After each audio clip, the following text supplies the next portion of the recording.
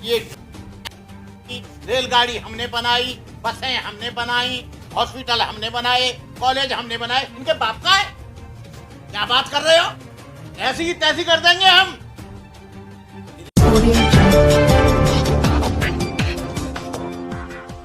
मंत्री जी, संविधान बदलने की बात हो रही है। प्रधानमंत्री के आर्थिक सलाहकार ने एक लिखकर कहा है कि संविधान में बहुत गड़बड़ियां हैं। देखो भाई, वो संविधान भी बदलेंगे, संविधान के आर्टिकल भी बदलेंगे, संविधान की धारा भी बदलेंगे, संविधान के जितने भी विधेयक हैं उनको भी बदलेंगे। क्यों? कि गवर्नमेंट उनकी है, विधायिका उनकी है, मेंबर ऑफ पार्लियामेंटों का 2/3 बहुमत उनका है। वो जो कुछ भी अंड वंड कहें वो सब कुछ करेंगे। लेकिन अब क्या है कि ये जो 135, 136 जो गले में पट्टा बांध के बैठे हैं, कुछ नहीं बोल रहे हैं। जब सीट से चुन के जाते हैं वो कुछ भी नहीं बोल रहे हैं। 2024 में यदि इन लोगों को विधायिका से बाहर निकालना है, पार्लियामेंट से बाहर निकालना है, तो सारे लोगों को बीजेपी के खिलाफ एक जगह इकट्ठा होकर संगठन बनाकर इस देश को बचाना होगा। सर, मोदी जी तो खुद पिछड़े हैं और क्या कह रहे हैं? और संविधान, वो पिछड़े नहीं है, वो अगड़ों से भी ज्यादा अगड़े हैं। ये संविधान बदलेगा तो तुमको मालूम है कि ये जो यहाँ पर 85% लोग हैं, इनके पीछे झाड़ू और आगे हाड़ी हो जाएगी। संविधान बदलेगा तो उससे कोई अनुसूचित जाति को नुकसान नहीं पहुंचेगा, उससे नुकसान यहाँ के मुसलमान को पहुंचेगा, यहाँ के ईसाई को पहुंचेगा, यहाँ के पारसी को पहुंचेगा, यहाँ के जैन को पहुंचेगा, यहाँ के सिख को पहुंचेगा, यहाँ के बौद्ध को पहुंचेगा, यहाँ के अम्बेडकरवादी को पहुंचेगा, और यहाँ के तमाम जो शेड्यूल कास्ट के लोग हैं उनको पहुंचेगा। ओबीसी तो मालामाल हो जाएगा। ओबीसी तो माला माल क्या, उसके पास अभी सोच ही नहीं है। ओबीसी ही तो ब्राह्मणवाद की लाश को ढो रहा है, ओबीसी और मनुवाद की लाश को ढो रहा है। आप देख लेंगे 99% जो जुल्म होता है वो कौन करता है? गुजर करता है, जाट करता है, यादव करता है। ये ओबीसी को जानना चाहिए कि दलित समाज और बहुजन समाज तुम्हारा भाई है, और वो ब्राह्मण और मनुवादी लोग तुमको लड़ाना चाहते हैं। और इनकी औकात तो ओबीसी की जब मालूम पड़ गई कि सबसे पहले ओबीसी के लोगों ने राम मंदिर बनाने के लिए चंदा दिया, पैसा दिया, धन दिया, समय दिया, सब कुछ दिया, लेकिन देखा कि न्यास में एक भी ओबीसी का आदमी नहीं। मंदिर का जब पूजा होगी तो एक भी आदमी को बुलाया नहीं, वो भूमि पूजन हुआ एक भी आदमी को बुलाया नहीं, निर्माण कमेटी बनाई एक भी आदमी को बुलाया नहीं। तो कहने का मतलब यह है कि ओबीसी जो पढ़ा लिखा है वो अब जान रहा है कि हमारा कहां पर सबसे ज्यादा हमारा शोषण हो रहा है। जब मंडल आयोग लागू हुआ तो किसी व्यक्ति ने, मुसलमान ने, ईसाई ने, सिख ने विरोध नहीं किया, दलित ने विरोध नहीं किया, और इनका विरोध किया तो सबसे ज्यादा ब्राह्मण ने किया। छात्रालयों पर झगड़े हुए, उनके ऊपर हमले हुए। भंते जी, नूह में नहीं देखे मेवात में हिंदू एकजुट नहीं है, इसलिए मुसलमानों पर आरोप है कि हमला कर दिया। नहीं, देखिए, वहां मुसलमानों पर हमला किया या उन पर हमला किया, ये किसने हमला किया? जो बजरंगी है उसने गलत सलत बोलकर उसने हमला करवाया। और जब पहले से निर्धारित रूट था कि इस रूट से आप कभी नहीं जाएंगे, ना पहले गया है, लेकिन बजरंगी लोग और आरएसएस लोग मुसलमानों के साथ हैं। कौन? हम मुसलमानों के साथ नहीं, हम इंसानियत के साथ हैं, हम सही बात के साथ हैं। हम ना मुसलमानों के साथ हैं ना ब्राह्मणों के साथ हैं, जो सही बात है हम उसके साथ हैं। तो बजरंग दल तो राष्ट्रीय राष्ट्रवादी संगठन है। बजरंग दल बहुत बड़ा राष्ट्रवादी संगठन है, जो त्रिशूल बांट रहे हैं, तलवार बांट रहे हैं, और सबसे ज्यादा जुल्म अत्याचार वही कर रहे हैं। बजरंग दल में कौन है? बजरंग दल का तो सबसे बड़ा नेता वो है, वो अयोध्या का क्या नाम है, विनय कटियार। विनय कटियार है सबसे बड़ा नेता, और उसको निर्माण कमेटी में नहीं रखा, उसको किसी में नहीं रखा। उसको अपनी औकात याद आ गई, कल्याण सिंह को भी आ गई, उमा भारती को भी आ गई, और विनय कटियार को भी आ गई। एससी एसटी ओबीसी भी तो हिंदू है भंते जी, वो चाहता है हिंदू राष्ट्र बने। ओबीसी एससी हिंदू है, वो हिंदू राष्ट्र चाहता है तो पीछे झाड़ू बंधवाओ।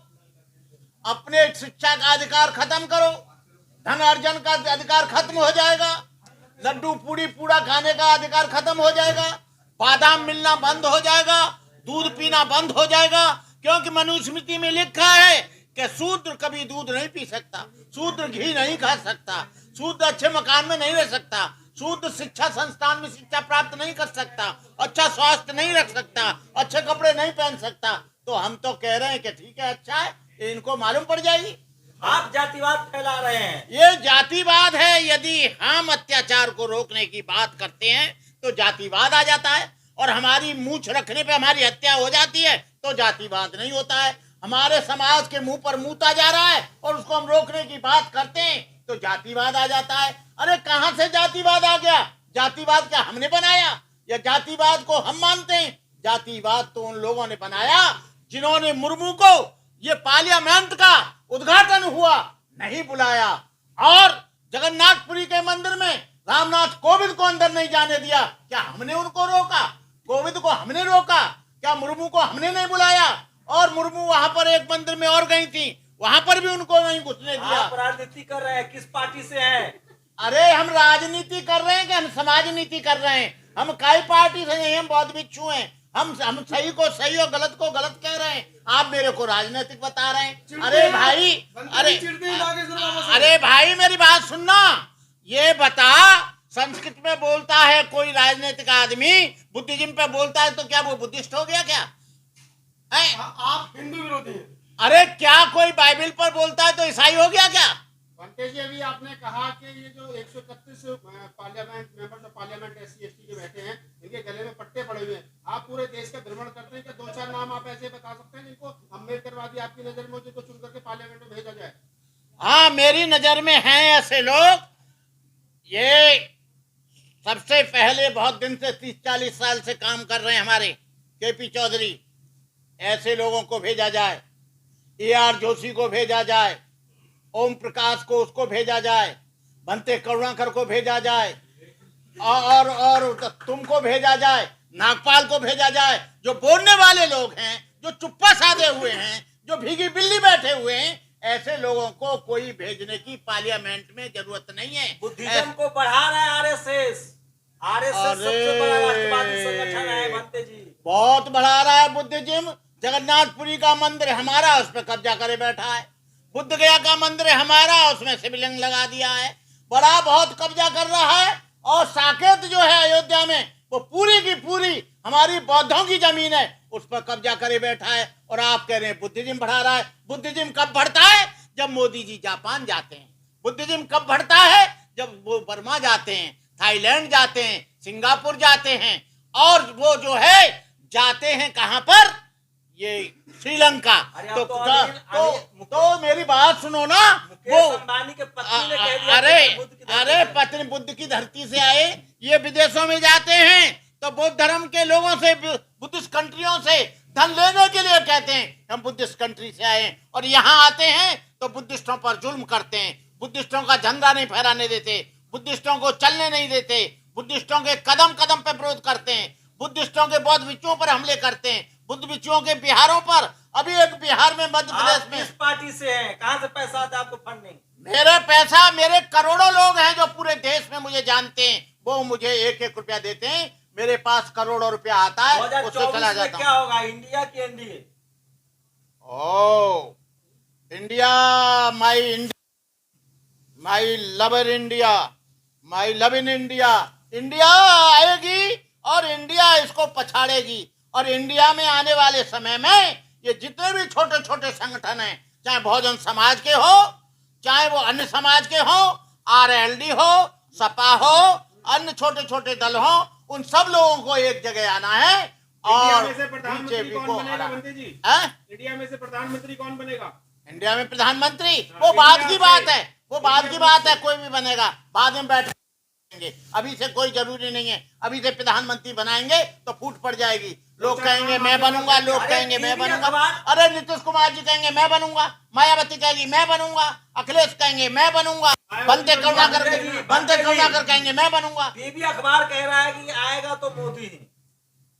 भाई मोदी को तो हम आने नहीं देंगे चाहे कुछ हो जाए, और मोदी आता है तो अब की क्या होगा, इस देश के ये टुकड़े करा देगा। यदि मोदी जी आते हैं, बीजेपी आती है, तो हमको ये दिख रहा है इधर धीरेन्द्र शास्त्री हिंदू राष्ट्र की बात कर रहे हैं, और हिंदू राष्ट्र बनेगा तो इनके हिंदू राष्ट्र में रहेगा कौन? हिंदू राष्ट्र में बड़े व्यवस्था है, हिंदू राष्ट्र में छुआछूत है, हिंदू राष्ट्र में ऊंच नीच है, हिंदू भाव है। भैया रह लो, हम तो रहेंगे नहीं, हम तो बौद्ध राष्ट्र में रहेंगे। मुसलमान बाहर से कहेगा आप हमें कहीं और भारत जाएंगे? है? अगर तो आप भारत छोड़ के कहीं इनके बाप का देश है क्या? इनके बाप ने बनाया क्या? सड़कें इनके बाप ने बनाई, ये जितना भी काम चला नहीं इनके बाप ने बनाई। मंदिर हमने बनाए, ये रेलगाड़ी हमने बनाई, बसें हमने बनाई, हॉस्पिटल हमने बनाए, कॉलेज हमने बनाए, इनके बाप का है। क्या बात कर रहे हो? ऐसी की तैसी कर देंगे हम, विदेश चले जाओ। अरे बाबा साहब पर इतना जुल्म हुआ तो बाबा साहब तो गए नहीं विदेश। बाबा साहब ने कहा मैं अभी भी भारतीय हूँ, बाद में भी भारतीय रहूंगा अजय और जी, भविष्य में भी आपके भारतीय अकेले रहूंगा। कहने से क्या ये हो जाएगा कि आपको वो बाहर नहीं भेजेंगे और ये हिंदू राष्ट्र नहीं बनेगा? अरे भाई बाहर भेज देंगे, ये आपके कौन हो? अकेले कहने से हो जाएगा क्या ये? अरे मैं अकेला नहीं हूँ, मैं करोड़ों लोगों की आवाज हूँ, 11 करोड़ लोग मेरे चैनल को बनते करुणाकर को सुनते हैं। अकेला नहीं हूँ मैं इसको धीरेन्द्र शास्त्री को भी देखूंगा, और जितने भी नंदेश्वर बाबा हैं, कौन से खंडेश्वर बाबा हैं, और जो वो झटका वाले बाबा हैं कि लटका वाले बाबा हैं, सबको देखूंगा अकेला ही। 140 करोड़ की जनसंख्या है भारत की, तो आपके 11 करोड़ आदमी क्या कर लेंगे भारत में? 11 करोड़ नहीं, 1 करोड़ आदमी सब कुछ कर लेगा। और यदि 1 लाख आदमी समर्पित मिल जाए, बलिदान देने वाले 1 लाख आदमी